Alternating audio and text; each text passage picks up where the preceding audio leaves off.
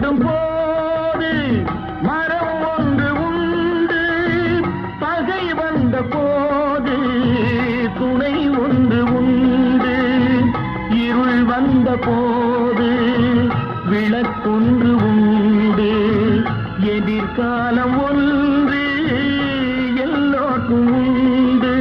உண்மை என்பது என்றும் உள்ளது, தெய்வத்தின் மொழியாகும்.